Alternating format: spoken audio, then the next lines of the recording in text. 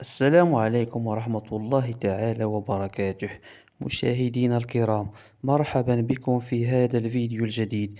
موعد وتوقيت مباراة الجيش الملكي والمغرب التطواني في الجولة 29 من البطولة الاحترافية إنوي القسم الأول.